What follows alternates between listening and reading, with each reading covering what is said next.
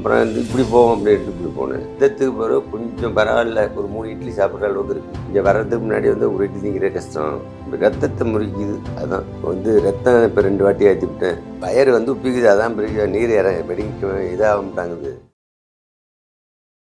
என் பேர் கண்ணதாசன், ஆர் கண்ணதாசன். என் மனைவிக்காக சோதி, வயசு 60. ஆரம்பத்தில் வந்து என்னென்னா இந்த இடத்துல ஒரு கட்டி, இந்த இடத்துல ஒரு கட்டி இருந்து போய் பார்க்குற போது டாக்டர் பார்க்குறப்போ ஒரு கட்டியை ஆப்ரேஷன் பண்ணி சக்கா பண்ணுற போது கேன்சர்னு வந்துச்சு. கேன்சர் அது தெரிய வந்த உடனே சரின்ட்டு அப்புறம் என்னாச்சுன்னா அப்புறம் வேற இந்த ஊசி போட போனேன். திருச்சிக்கு போனேன், அப்புறம் சென்னைக்கு போனேன், பாண்டிச்சேரி போனேன். அப்போ இந்த கொரோனா டைம் தஞ்சாவூரில் மட்டும் ஆப்ரேஷன் பண்ணலாம், பண்ணாமலே 2 இடத்துல தான் இருக்குது குடலில், ஊசி மூலம் எடுத்துறேன் நான் அப்படின்னு. அப்படில கொரோனா 2 பாயிண்ட் இருக்குன்னுட்டாப்புல, நீங்கள் போய் ஒரு மாதம் சென்று வாங்கன்னு. நான் டாக்டர் அப்புறம் வேறு டாக்டர்கிட்ட போட்டேன். இது ஆகாதுன்னு. தொடையில் இருந்தது மாமா ஃபஸ்ட்டு, அப்புறம் குடல் கட்டி இந்த ஊசி போட்டோன்னே கரைஞ்சி போச்சு. இந்த கட்டி இந்த ஊசி போட்டோன்னு கரைஞ்சி போச்சு. அது ஒரு திருச்சியில் ஒரு 3 ஊசி போட்டேன், பாய்க்கெல்லாம் தஞ்சாவூரில் போட்டது.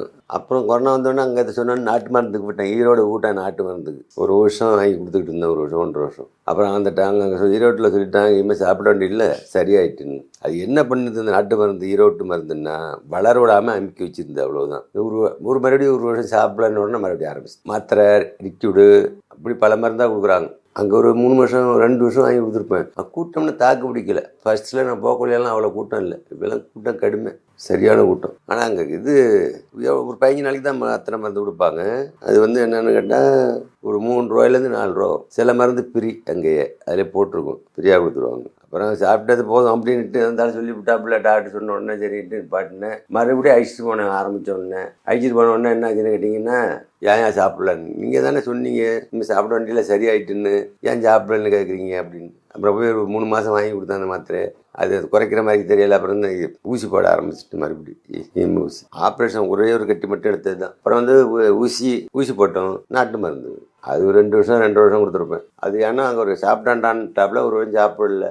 அப்புறம் வந்து இப்படி போவோம் அப்படின்ட்டு இப்படி போனேன். ரத்தத்துக்கு பிறகு கொஞ்சம் பரவாயில்ல, ஒரு 3 இட்லி சாப்பிட்ற அளவுக்கு இருக்குது. இங்கே வர்றதுக்கு முன்னாடி வந்து ஒரு இட்லி திங்கிற கஷ்டம், ரத்தத்தை முறிக்குது. அதான் போன் அடிச்சுன்னு கேட்டேன். வந்து ரத்தம் இப்போ 2 வாட்டி ஏற்றி விட்டேன். வயறு வந்து உப்பிக்குது, அதான் பெரிய நீர் வெடிக்க இதாகட்டாங்குது. இப்போ என்ன பிரச்சனை, மயக்கம் வருது, வயறு வந்து நீர் பாய் தான் வெளியாகுது, பாதி வயத்தில் தங்கிடுது.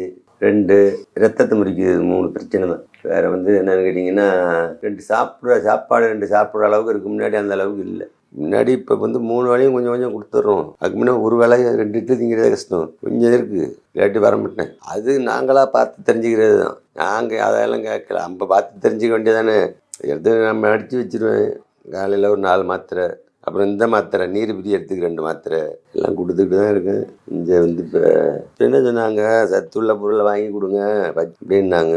சத்துள்ள பொருளாக வாங்கி கொடுங்க அப்படின்னு சொல்லி விட்டாங்க. அதுக்கு நம்ம வந்து நான் மாதுளம்பழம் டெய்லி 2 கொடுத்துட்டு இருக்கேன், கோழி முட்டை வெள்ளைக்கருவை கொடுத்துட்டு இருக்கேன்.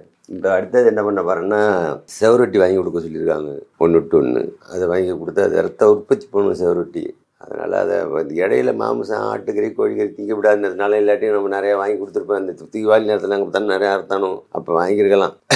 சும்மா சின்னொண்டா இருக்கும்.